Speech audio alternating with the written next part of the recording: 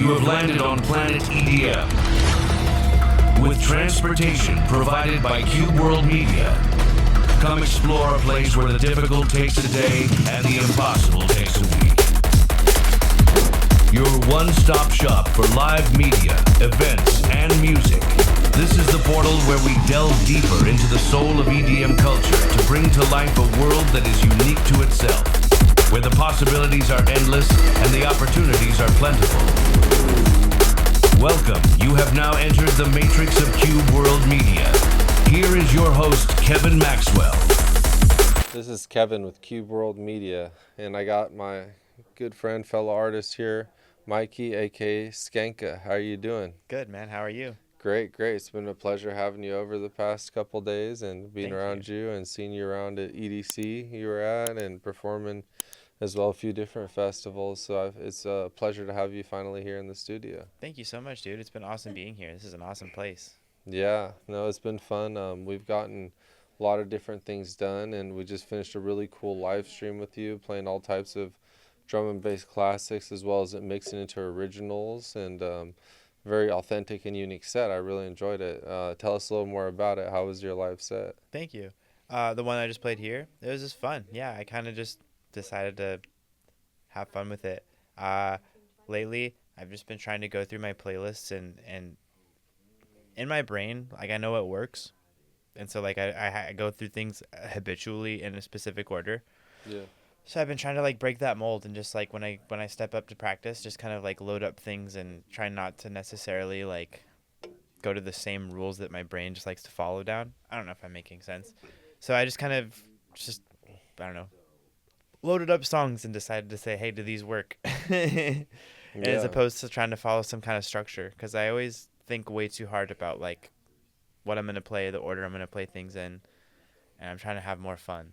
Yeah, more freestyle and just go all over the place. Yeah. That's what I love about DJing is, you know how like Timmy Trumpet DJs? He goes from like 130 to 150 to 175 all over the place, but it all flows and makes sense, and he just picks what sounds good and has fun.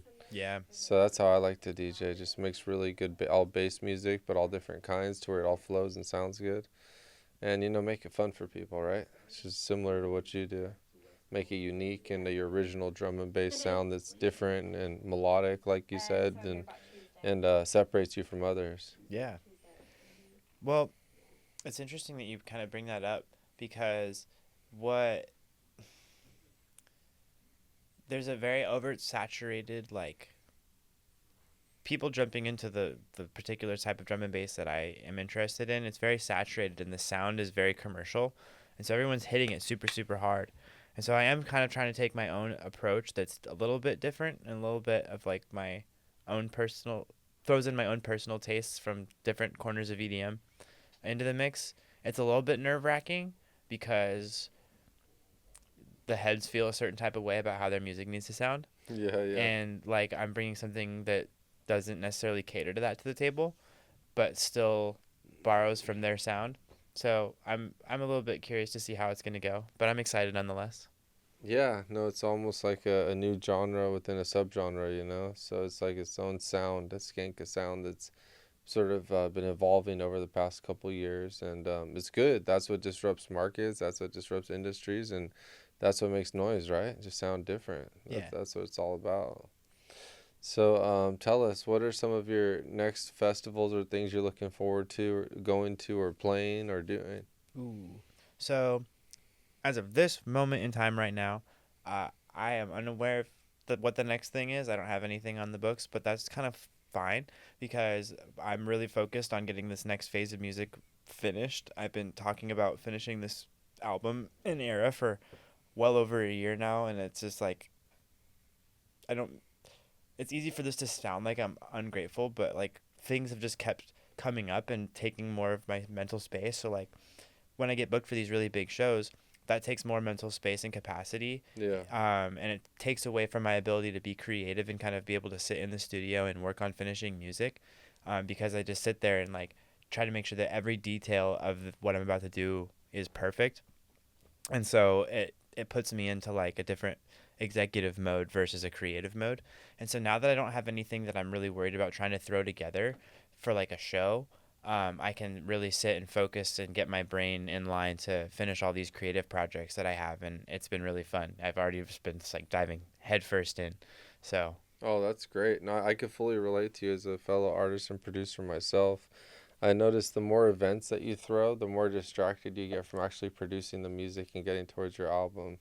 And so I'm sure same thing is touring it a bunch because it takes so much time and prep and effort and record box and testing and going and flying and buying that sometimes you lose track of the end goal, which is for all of us to make our own authentic music that people are going to love and listen to and play and stream. So I've been sort of careful too. Recently, I pulled back a lot of my events, even though I've had like one every month or so, maybe two, so I could focus on getting my album out too for Cubanoid. And I'm on track 2 of 14, and it feels like it's taking forever. But the more distracted you get, the more you DJ, the more you tour, the more all that, the harder it is to get it out. I've noticed for sure, as yeah, I'm sure you've experienced too. You got to laser focus like you're doing right now. yeah, and it's difficult to find people that you can delegate tasks to that are as on board with what you're doing as you are. Because there's plenty of people that'll sit there and be like, yeah, dude, yeah, yeah, and it'll try to like make you think that they're stoked and excited and on the ball, but like it's really really difficult to find people that are like that meet the level of passion that you have for what you're doing, so that you can delegate things properly. I've unfortunately just been let down time after time trying to like have other people do things. Maybe I just have an unrealistic standard for like the way I want things done, Yeah. but um, yeah, I kind of got a little bit sidetracked there, but dude, the Cubanoid stuff that you've been showing me is awesome. All the Yeah. artwork and the sounds behind it, that stuff's crazy. So I can only imagine that like the amount of effort that goes into doing that, as well as building this cube world thing, that you only have so much time to put into these specific boxes. Because dude, you're just a creative powerhouse. Yeah, no, I appreciate that. I try on all levels as you see, and I like to do everything from the resident. We said we were VJing down there for you. That was fun, changing it up, the scene to the vibe, and I was having a great time. And I always say it's good to learn a little bit of everything, so that way, in case anything happens, you could do everything. And so I've learned that in not just music, but in all businesses that I've been in for decades now. And so I took that and then I basically built Cube World Media originally for like a university for me to study of like DJing and mixing and producing and Ableton and VJ and Resolume and lights and lasers and trusses and production, et cetera, et cetera. And so once I understood the full capacity of it, now the next step is make those festivals, those raves, those mini outposts all over and pop up, similar to like a Brownies and Lemonade, but different for dubstep music as well as drum and bass as well as open format and others, and sort of have them in key prime locations like what we're about to do, and we're going to invite you to as well. It's going to be a great time for the Lido Island Yacht Club. Yeah. Yeah, I show you the pictures in the brochure. Yeah, dude, that's gonna be sick. Fucking 1,000-person beach, dude. 2 indoor and outdoor. We're gonna build a fucking deck on the water, DJing right there, right with the yacht behind us. I mean, it's Dude. gonna drone flying overhead, capturing that as you're into the sunset. That's gonna be awesome. Yeah. So we're landing these cool things, and then we got the big stage trailer coming, the SL225, the 32 by 42. That's gonna change the game. Change the game, dude. Anytime you want to pop up Skanka, let's go. Boom. All right, who's Mr. Deeds? Let's go. All right, Trapping Bands, let's go. Taboo, let's go with Natty Lou. And just pop up drum and bass, fucking full lineup right on the beach in no time. And sell tickets to that. Is that trailer gonna have the LED wall, trussing, and like sound all built in? Technically, yes, because I have that all too in our other warehouse. And we have the full LED wall, trusses, lights, lasers, everything. So it's going to be fully decked the fuck out. That's insane, dude. It's over. Game Yeah. over. It's game over. You have everything Game you over, need. bro. And like, yeah, the pictures you were showing me of that thing looks just like so versatile. Like it's a stage in a box. Yeah, and it pops out. It's just a fifth wheel, boom, and 2-3 people could set it up in 1 hour. You're in 1 hour, you're gone the next hour. It's Dang, crazy. you just need a bro. truck to drive it in, yeah? Yeah, it's a truck to drive it in. The LEDs might take a little while and the rest, but to set it up, it'll be quick. Dude. And then you're rocking. You set up a little perimeter, security, a VIP area, a regular area. That's all you need for popping little shows. 1,000, 2,000 people will be sold out all the time. And so it's going to be fun, We're going to make some noise. We're going to take care of the people that have been there with us since day one, rocking with us. We're gonna grow drum and bass. We're gonna grow dubstep, and we're really gonna grow the bass community is my goal. And of course, some of these places it's a little too hard for them, the drum and bass and the dubstep. So maybe we'll tone it down to some house or trance in a few different locations and do some little alternative liquid style sets, maybe even of drum and bass, super chill out drum and bass. So there's certain types, right? So we'll just adapt to the scenery of what we're in, but obviously it's within the bass community or within the chill community. So we're tapping into both right now. Yeah. Dude, the liquid community is, I feel like, such an untapped market because to me, like, it sits in like a world that it's not that it's inaccessible, but it's not captivating enough for somebody looking from the outside of the window of like drum and bass or like electronic music to see liquid D&B and be like that. You kind of have to like get captured by something over here and be like pulled into it. But it's such an under-catered market here. There's not a lot of like real liquid events that like have passionate artists of full liquid lineups, and I think that'd be something really, really cool to see more of. Not necessarily like I don't live in the liquid space, but just like noticing that isn't something that I see that it's catered to would be like, I think there would be a lot of people that especially in the summertime want that vibe. Especially by the ocean and Newport and Huntington, and that's what Natty Lou specializes in, is a lot of liquid stuff too. So like have like girls up there, liquid drum and bass from UK, like foreign, like all white party, like people love that shit. And they don't have that out here in Newport. That's like straight European style. So it'd be great, I think, to bring some of that European influence to the beach cities over here for us, and I think it's gonna blow up, man. I really do. And the contracts are already going into place right now, and so we should hopefully have some dates this summer, and at least do one or two events this summer with that. That's awesome. Which will be great, yeah. Very, very sick, dude. Yeah, so I'm excited. And then we got the big one in Vegas. I'll have to show you. You haven't seen the Vegas showroom yet, right? No, I haven't. We meant to go check that out when we were there for EDC, but it just didn't make it happen. I know we were also busy. I feel EDC is always a mess, dude. You always try to do so much stuff, and then you can't meet up with no one. No, because you need to sleep, and then you wake up just go back to EDC. Yeah, I was surprised when I saw you there. I was like, oh shit, no way, it's Skanka. Just happened to be. But it was cool that the boy Mr. D's was playing. Yeah, dude. I was stoked to see him there. Yeah, so dude, he got booked first. He got booked like about 2 weeks before any inquiry for me being booked for EDC came through. So we were having our whole little celebration of like, oh shoot, Sean's gonna play EDC, and then he calls me and he was just like, dude. He always calls me like, and I'm in like sessions with students, and I'm just like, what? I gotta call you back. He's like, you gotta call me right now. And he's like, you're playing EDC? It's like, oh my god, what? So nice. Which stage did you play? It was like the talkies, the little like talkies hanger. So it was a side stage. Oh, okay, the same one he played. Yeah, so we played on the same little area. Like one after the other, or on different days? We tried to line it up like that. We were on the same day, but our sets had like an hour and a half gap in between. Mm. It was him. It was him, and then there was somebody in between us, and then it was me. My friend Jennifer was on there. Trouble. Oh, really? Yeah. She opened, was it Sunday or was it Friday? I forget. One of those. But I remember she was on there. There was a lot. Pretty much talkies, that whole stage was D&B. And there was a lot of people from the LA scene that were like represented on there. That's what I'm saying. Yeah, a lot of people. And I was tripped out. I didn't even know like all you guys were going to be on there, but that's cool. Yeah. Like APX1, Dip Vertigo, APX1. Machete. Oh, Machete. Yeah, Rob Machete. He was there. There's a bunch of Justin Hawks, Airglow, Koji Aiken, Valco. I mean, like, just kind of everybody like that's been a part of LA D&B, and it's like as a part of the West Coast D&B movement right now. It's kind of was booked there. It was really cool. Yeah, representing for sure. Yeah. It was nice what Pascal did was finally represent to the old schools of the genre and really make them shine this EDC, Right. From I agree. Ron Decor is another great one, hardcore one. Yeah. I mean, there was Mark Irachada who had his birthday party, or he was over there, Camp OG, running that.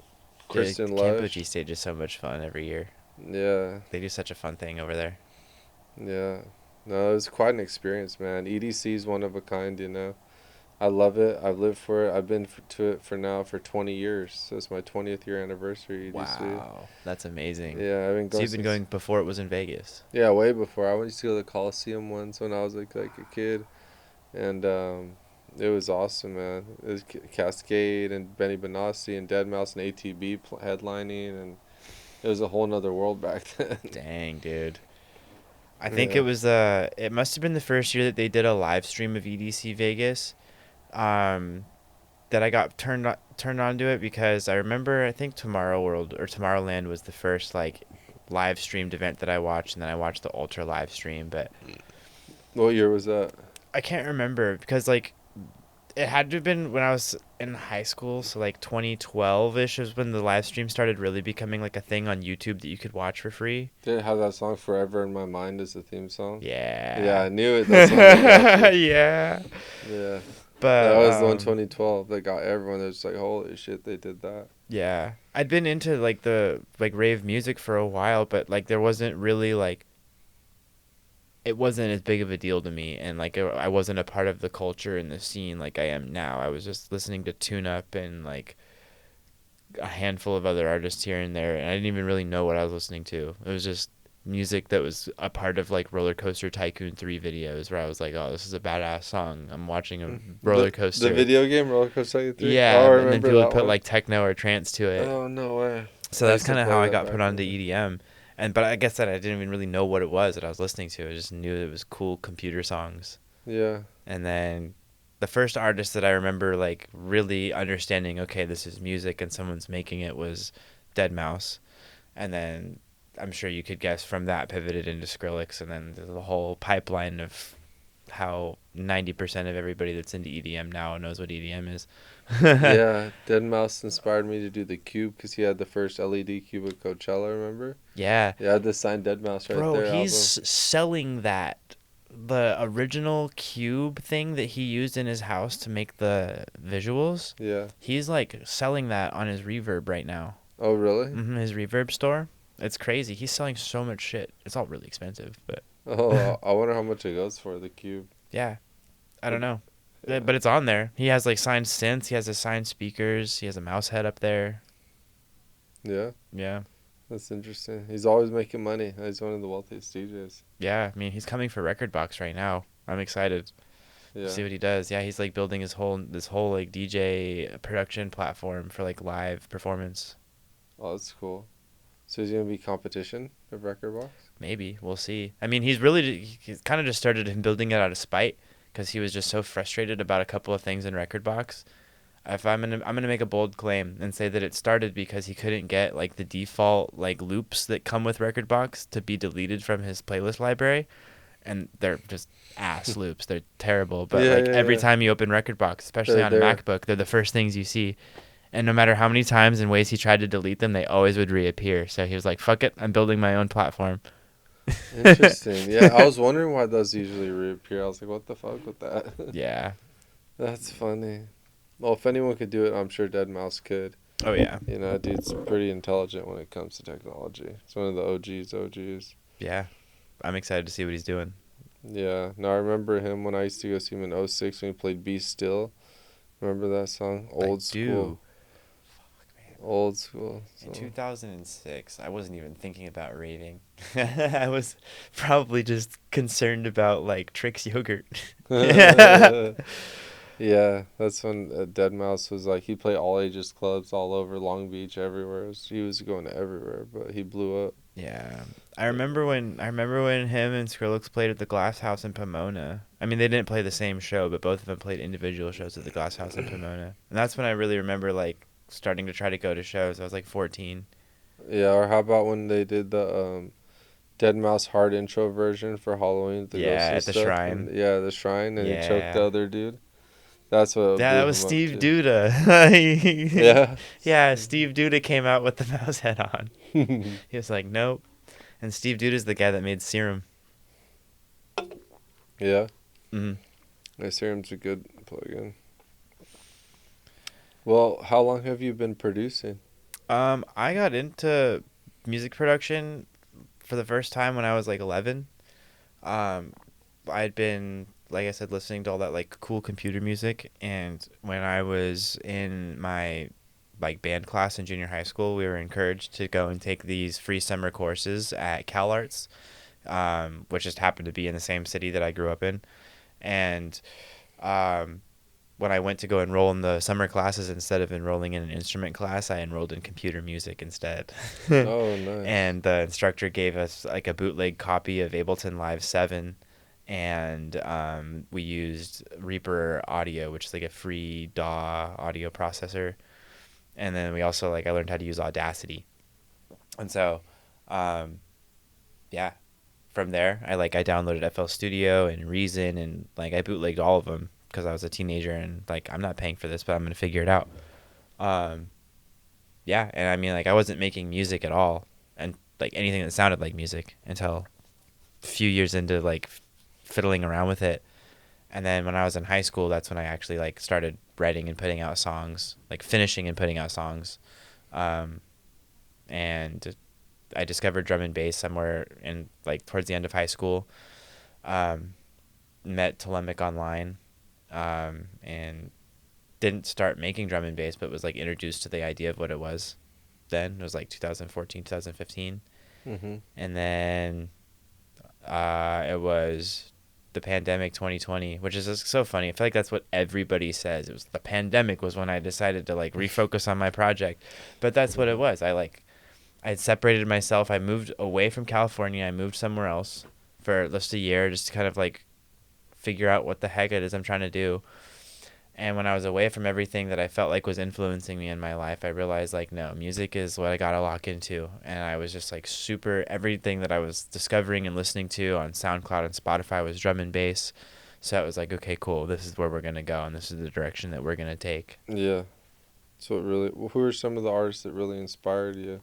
Reaper was the guy that like when I really started getting passionate about making music again and like taking this seriously as a career, Reaper was just like the artist that kind of just popped into my horizon and who I grabbed onto.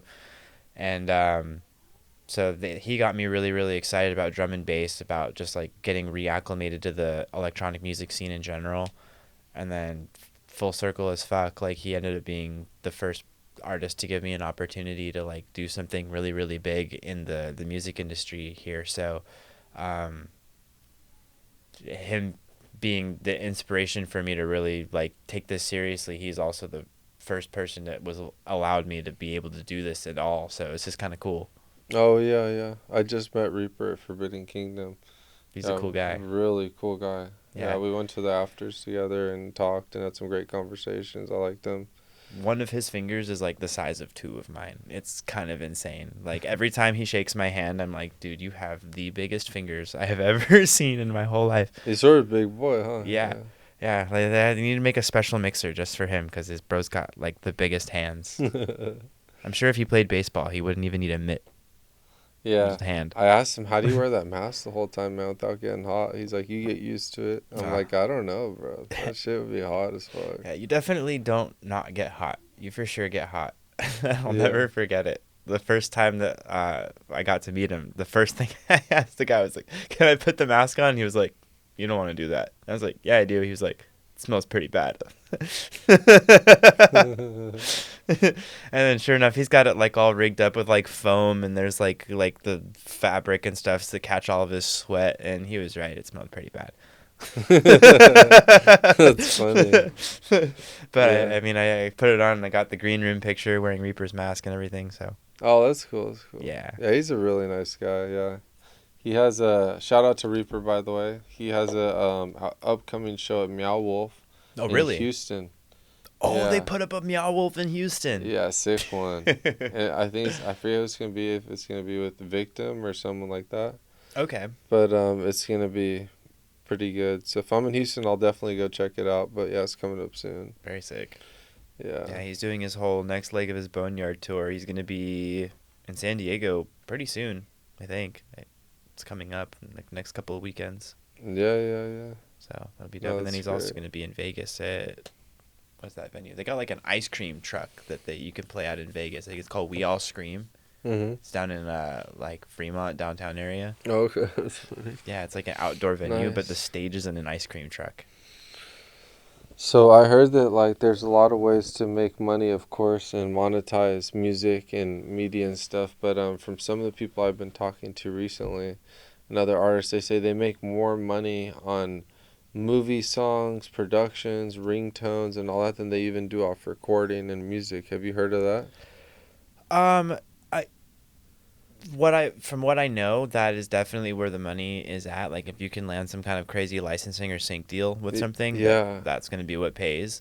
I don't have any really knowledge or ins or I don't know about that world at all. It'd be really cool to get into that world, Yeah. but like that's not my goal. Like I'd like already have a hard enough time creating what I think other people want me to make. And as a creative, that's a really, really easy box to get stuck in. Yeah. So like I try really, really hard to just like create for me first, and then let everything like else if they come came out to secondary. you like make the horror theme for Halloween movie, you know. Yeah, see, that would be awesome. That'd be Yeah, awesome. that'd But be like sick, huh? I would get stuck in a thing because like I've done commercial work before, where like I've written music for commercials, and I got the opportunity to work on some music for like some like silly movies, and it's fun, but I'll deliver something that I like think is really, really good, that I really, really like, and then they hate it or they want me to change something that I think is the best part about it, and then it becomes something that like now I'm making changes and I'm no longer passionate about what I'm doing.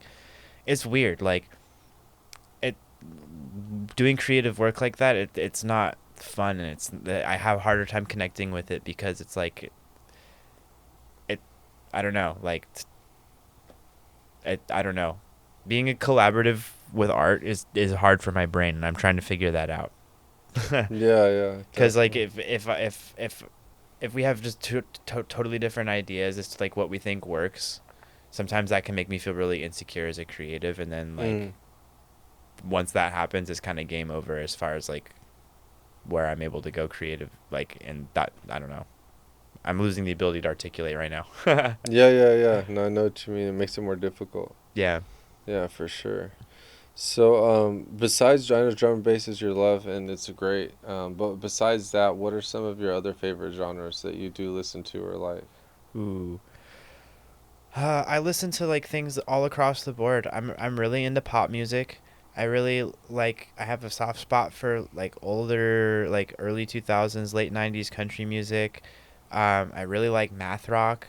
Like Scale the Summit from the 2010s. Um I kind of listen to a whole bunch of different stuff. Um Yeah, but with producing and stuff as well, I've been all over the place. Like I lived in the dubstep scene for a really, really long time. I really like the hybrid trap, future bass movement as well.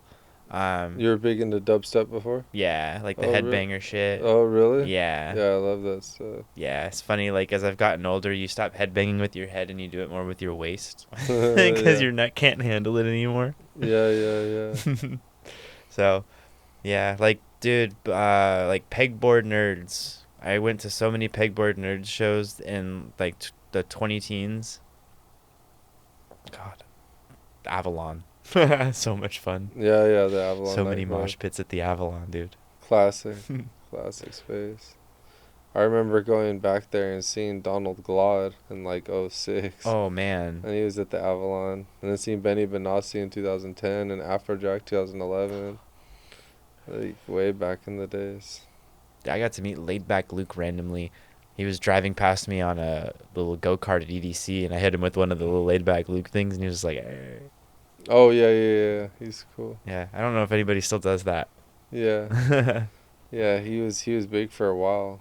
Him Yeah. with Lil Jon and DJ Snake and all them, remember? Yeah, and Chucky. The Chucky, the Dirty Dutch movement. Yeah. Yeah, with Afrojack. That was right before Big Room House was like a thing. Right before. Yeah, Yeah. it was the Dirty Dutch. And then it died out quick and it disappeared. They never played it again. Yeah. You know, Afrojack changed his style now. He plays like Afro house music.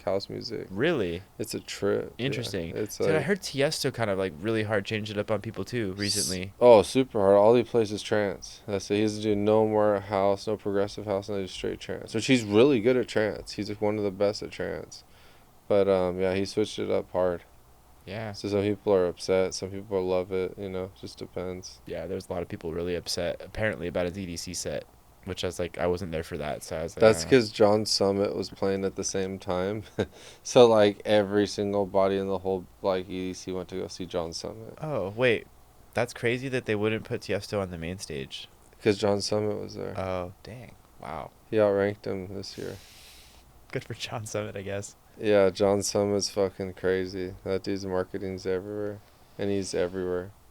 Yeah, I saw a billboard that was like something about him doing taxes, and then like he was doing a play on him being a DJ and being an ex-accountant, like a tax accountant. Oh yeah, he did a music video on it for LinkedIn. Yeah. They like hired him to do it.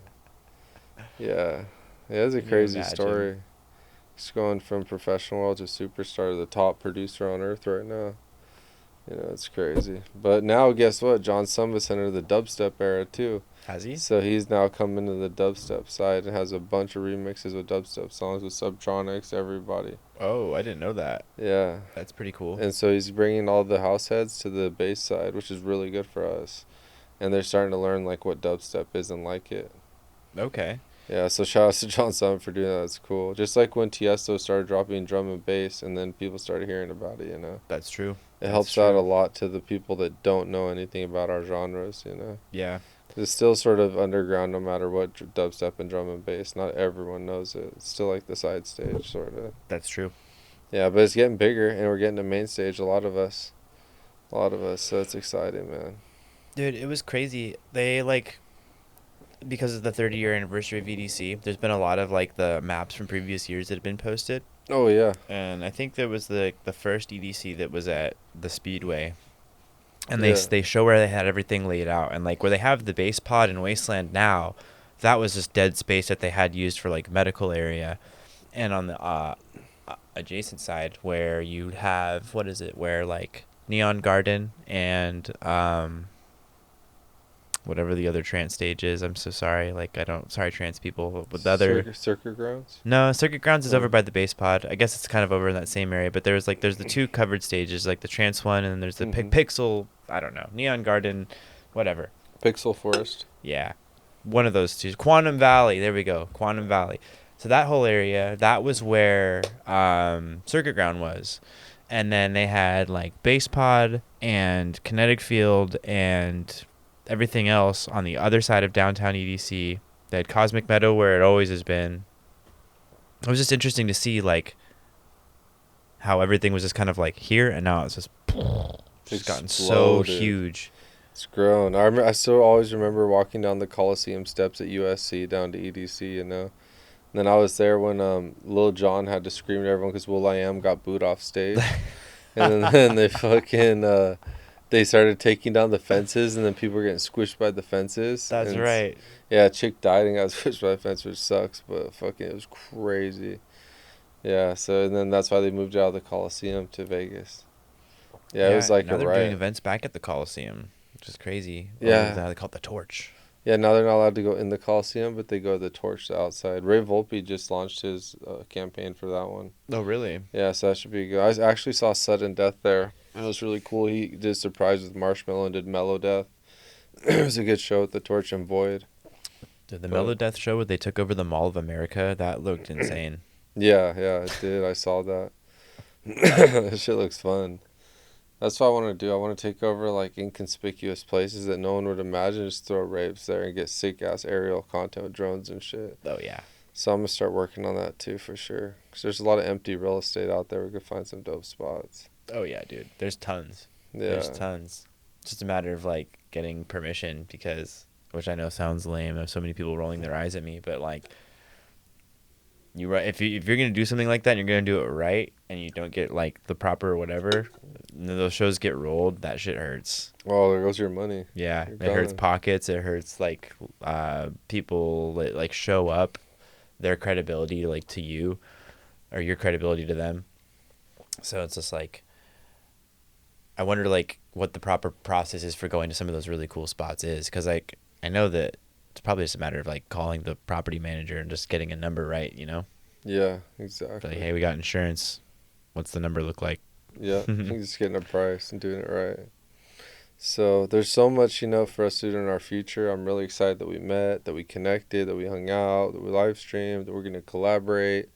I think there's a bunch of great things, Cube World Media, Skanka, and we could all do together with Cubanoid and really help each other grow, So Yeah, I dude. look forward to it all, man. I look forward to it, too. Thank you so much, dude, for having me. Yeah, I think it should be great. And my house, your house, welcome anytime. Feel free to come practice before a show or an event. And, if you know anyone else wants to come through or use the spot, or you want a podcast or do a follow-up, be happy to do so when the time comes. Thank you. Yeah. Thank you. All right, pleasure having you, man. This is Kevin with Cube World Media, and then give them your social, Skanka, and how they could reach you. Yeah, my name's Skanka, OMG Skanka, pretty much everywhere. Yeah. Perfect. All right. Well, thank you guys. See you soon.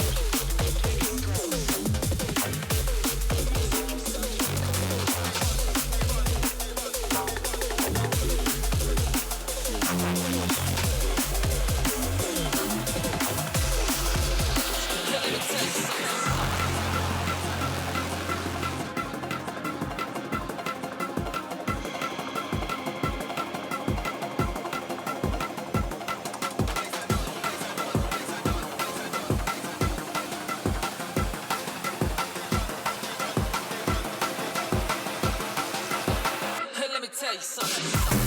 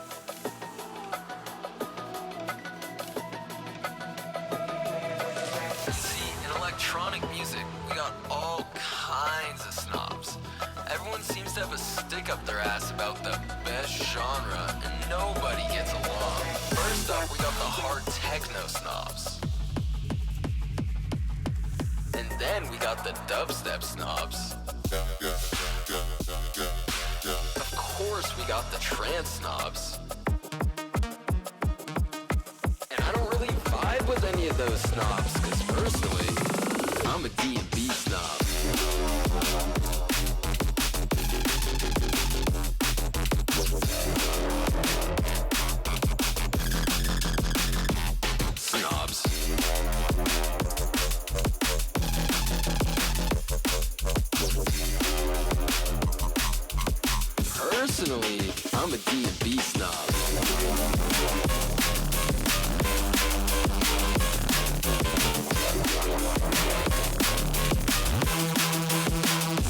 Snobs.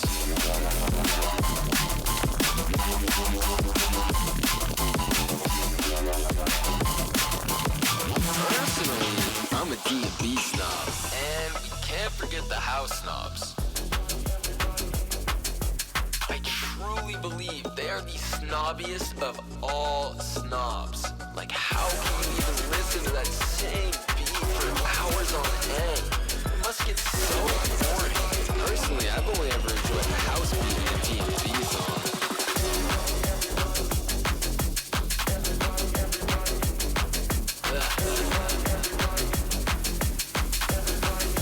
So boring.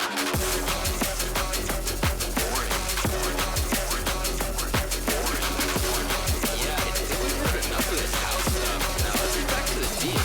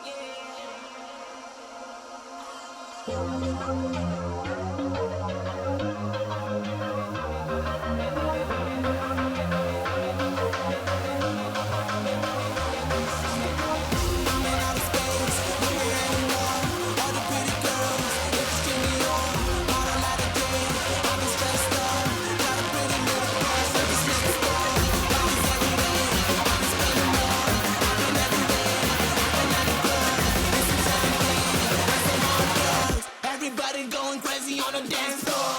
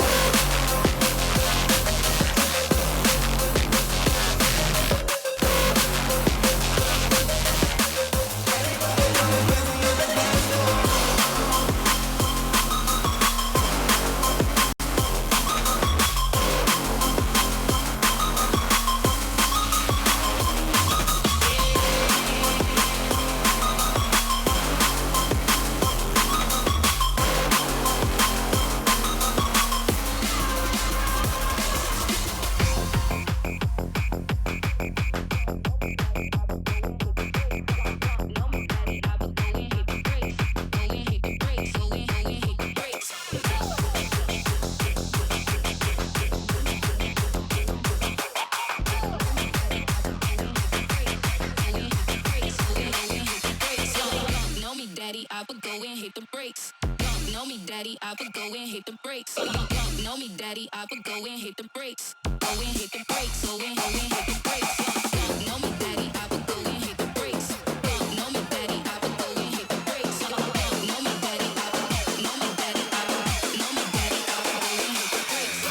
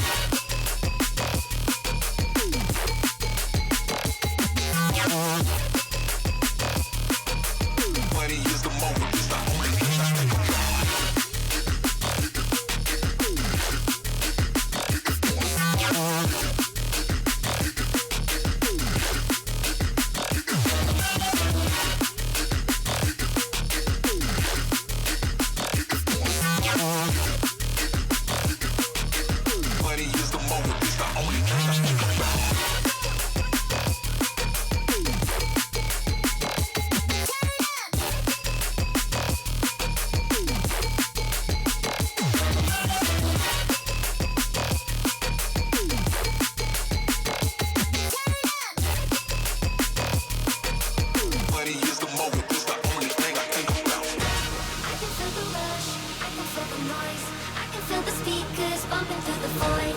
Never wanna stop, let's keep it going on and on and on and on. And I can feel the love, I can feel the heat, I can feel the bass drum banging on repeat. We never wanna stop, let's keep it going on and on and on and on and on and on and on and on and on and on and on and on and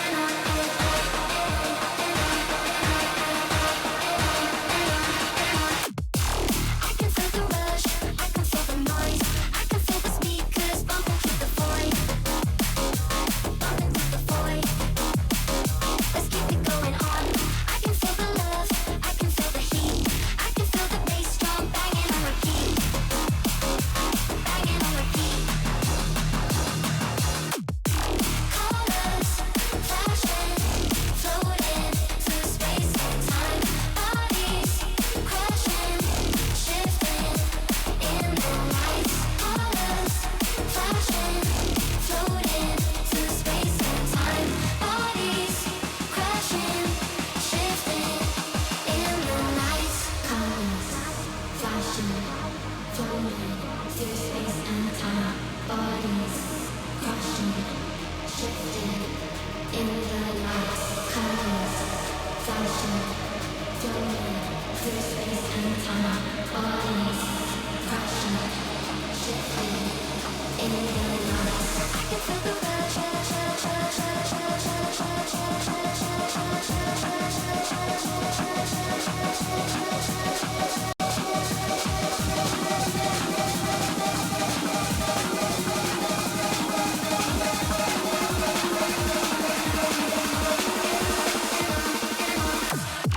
I can feel the rush, I can feel the noise, I can feel the speakers bumping through the void, bumping through the void. Let's keep it going on. I can feel the love, I can feel the heat, I can feel the bass drum banging on repeat, banging on repeat. Colors flashing, floating through space and time. Bodies crashing, shifting in the lights. Colors flashing, floating through space and time. Bodies crashing, shifting in the lights. Do you feel it now? Never know, do you know? Push the shit first and break on down. It's your turn. Stay on the ground. It's your. Do you feel it now? Inside my brain is changing every day. The wings of opportunity are taking me away. While the people on my shoulder are telling me to stay. Now I'm looking out the crystal ball and all I see is grey. There used to be some colour in it, but it disappeared. Everybody everywhere, inundated with the fear. We just gotta stay clear of the dark and dismal. But I need a sign from somewhere, yo. I need a signal.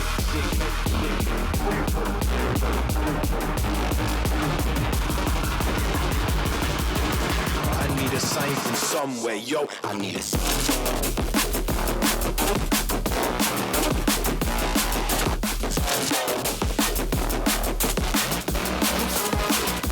Feel it now.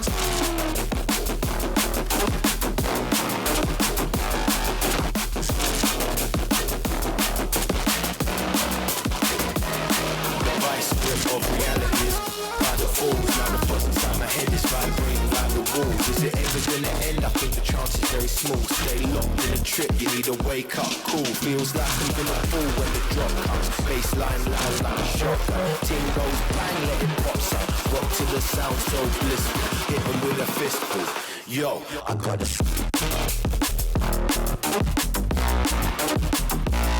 I need a.